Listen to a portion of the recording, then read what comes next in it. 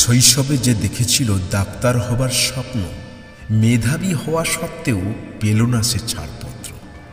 অন্যদিকে সুযোগ পেল কুবেরের বাউন্ডেলে।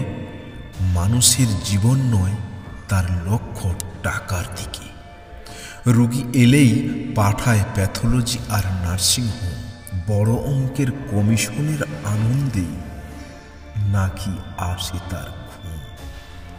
ডাক্তার মানেই তো ভগবান জানি, কেন জানি না। আসলে ওদের আচরণ ডাকাত, কসাই আর খুনির।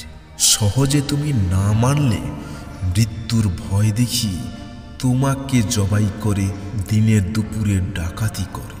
বাঁচানোর স্বপ্ন দেখিয়ে হাতিয়ে নেয় গরিবের সম্পদ।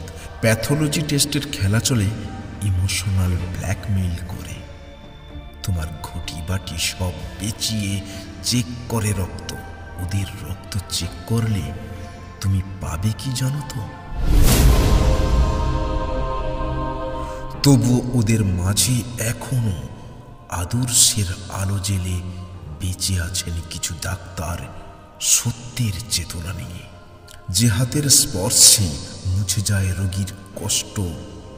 মানুষ বাঁচানোর স্বপ্নে বিভোর, কর্মে নেই আড়ষ্ট।